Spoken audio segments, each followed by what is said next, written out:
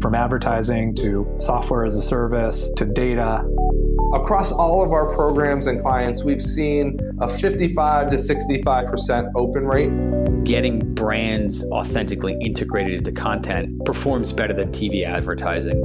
Typical lifespan of an article is about 24 to 36 hours. If we're reaching out to the right person with the right message and a clear call to action, then it's just a matter of timing.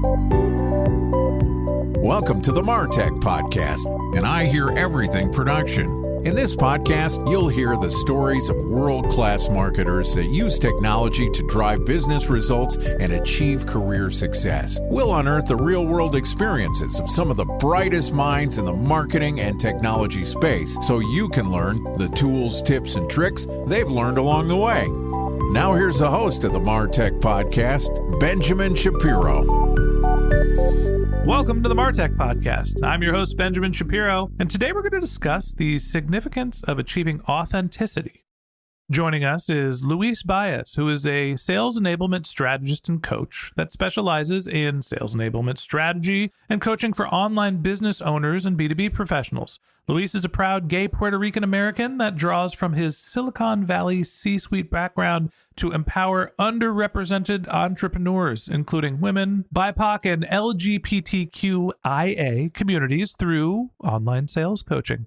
Yesterday, Luis and I talked about why LinkedIn is the marketer's social platform, and today we're going to continue the conversation talking about how to align automation and authenticity. All right, here's the second part of my conversation with Luis Baez, a sales enablement strategist and coach. Luis, welcome back to the Martech Podcast. Thank you. I'm glad to be back. Excited to have you back here. You know, yesterday we talked about LinkedIn, the marketer's social media platform, which is the way to say it's the place where you can put your content to try to drive business results.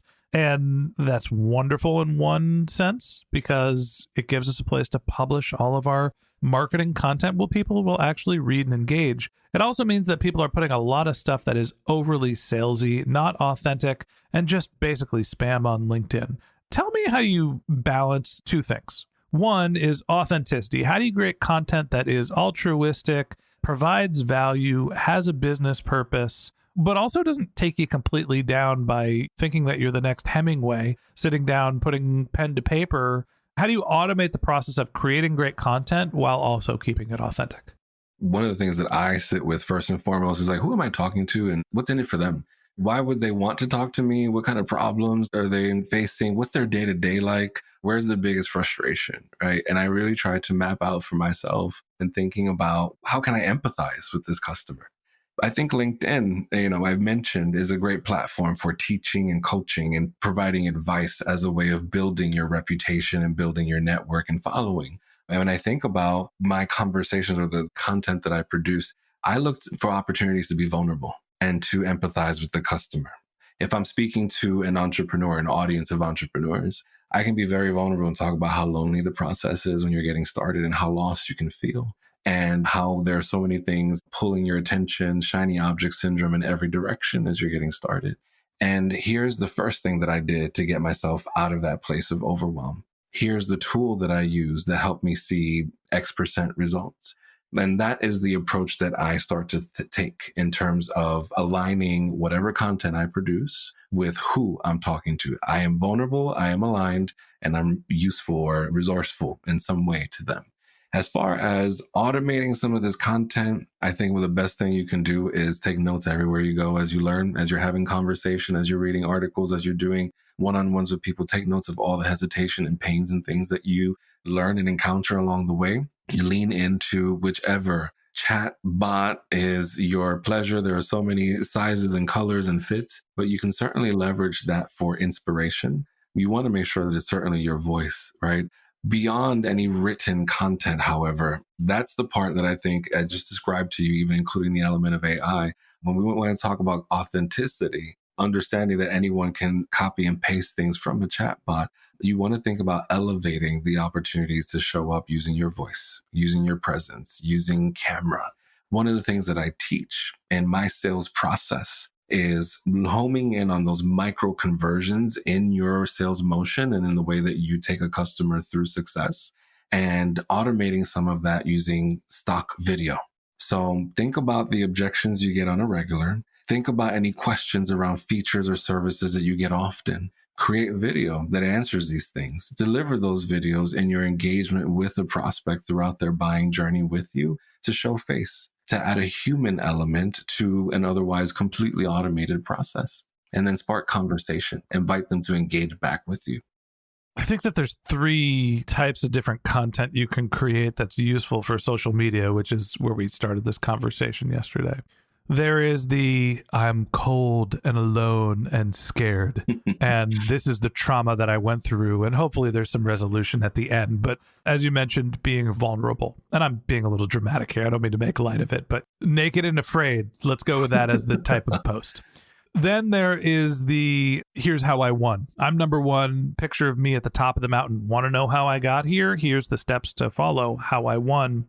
And then there is the third, which is here's something that's likely to piss you off. Let's talk about it, right? There's the controversial statement that gets people to engage and post. I think that, call it politics or whatever, there's ways to sort of incite a riot to get people to engage with your content. I think of those 3 formats being the ones that tend to be the most engaging, as opposed to just here's my products, do you want to buy them?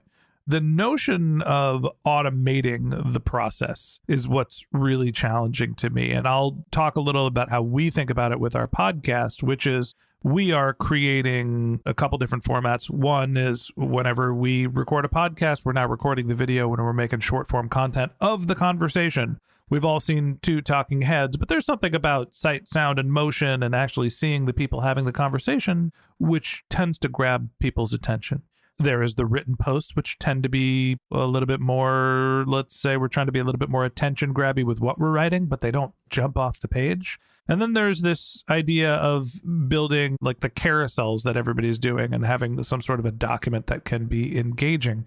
But we're creating 1 piece of content per day. So we basically have to take, well, here's today's conversation. Let's figure out what the right format of content is for it. And then let's have somebody create a draft and make sure that it's approved by the person that's actually speaking.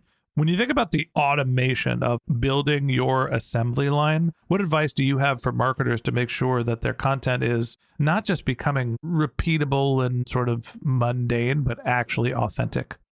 I think that the voice and the tone is so important. Is the voice a brand speaking up for itself, or is the voice a consultant or an advisor or a bestie speaking to the audience? That I think is going to be very important. And the tone and the deliverability and the way that you connect with the audience is certainly going to be an important consideration when you're thinking about introducing the element of authenticity. I think people shy away from including personality. I say all the time, when it comes to B2B sales, it's no different than B2C. We can always sell to human beings. And even if someone is a Fortune 500 C-level executive, they love the same fast foods you do. They also watch Bob's Burgers on the weekends. They're also playing video games and indoor skydiving. They're human. So if you can find some way to appeal to the human aspect beyond their title, if you can appeal to the human experience that they're having in a corporate setting, that can be very, very powerful. Right? If you can cut through the noise and instead of delivering 10 stats to help you, maximize your ROI on this and this and that, but instead you can be that voice that says, are you exhausted from trying to figure out this problem and people flooding you with all the wrong messaging? I had the same experience too. I was stuck in this rut, and let me tell you exactly how I got out of it. Step 1. That's a very different tone. Beyond that, I tell marketers all the time, think about the turkey dinner method. You roast a turkey. You have this amazing turkey. You sit down, so juicy, skin so crispy, everything, the stuffing, etc. That night, you're not going to finish that entire turkey. No, wait a second.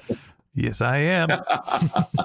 Depending on the size and depending on whether or not you invite Benjamin to dinner. I think most people have lots of turkey left over after a turkey dinner. So what do? Well, the next day you're making turkey omelets. 2 days later, you're making turkey chili. A couple of days later, you're making turkey cranberry sandwiches on a panini press or whatever. It's the same turkey served up in different ways. It becomes delicious meals throughout the entire week. And you have to think about your content and your approach in developing it the same way. So when you think about that assembly line, it's like, okay, podcast episode, great. Need some captions for social, awesome. Create the carousel based on the takeaways from the podcast.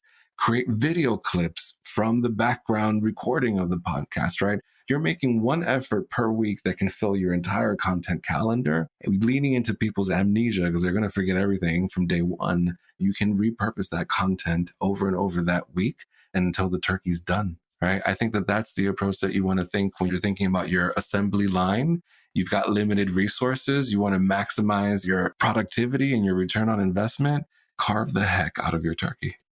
I love the turkey metaphor. We're absolutely turning that into our social video and using it for our promotion for this episode. But I also want to do a carousel too. So give me the 3 takeaways for automating your content while remaining authentic. First step, be clear about who you're talking to, the human, not the title. The second step would be tentpole content. What is it that your audience loves? Do they prefer a podcast? Do they like blogs? Do they want white papers? You got to be really aligned with that. Nobody wants white papers, but go on. Nobody does. But some people insist. In some industries, particularly in pharma, I think they're required. There are some industries where these things are required.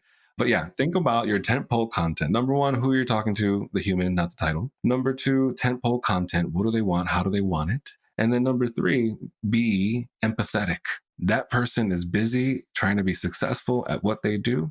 So how can you serve them up the content in different ways to help them consume it and get the takeaway, the core takeaways from what it is you're trying to share? There you have it. Your 3 takeaways, your 3 steps for remaining authentic while automating your content. Luis, I appreciate you coming on the podcast and walking us through. Thanks for being my guest. Thank you. All right. And that wraps up this episode of the Martech Podcast. Thanks to Luis Baez, a sales enablement strategist and coach, for joining us. If you'd like to get in touch with Luis, you can find a link to his LinkedIn profile in our show notes. You can visit his website, which is learnfromluis.com. And on Learn From Luis, you can also find a link to his LinkedIn learning course. Just one more link in our show notes I'd like to tell you about. If you didn't have a chance to take notes while you were listening to this podcast, head over to martechpod.com, where we have summaries of all of our episodes and contact information for our guests. You can also subscribe to our weekly newsletter, and you can even send us your topic suggestions, or you can apply to be our next guest on the Martech Podcast. Of course, you can always reach out on social media. Our handle is MartechPod, MartechPod, on Twitter, Instagram, and Facebook, or you can contact me directly on LinkedIn. My handle is Ben J. Shap, BenJShap. And if you haven't subscribed yet and you want a daily stream of marketing and technology knowledge in your podcast feed, we're going to publish an episode every day this year. So hit the subscribe button in your podcast app, and we'll be back in your feed tomorrow morning. All right, that's it for today. But until next time, my advice is to just focus on keeping your customers happy.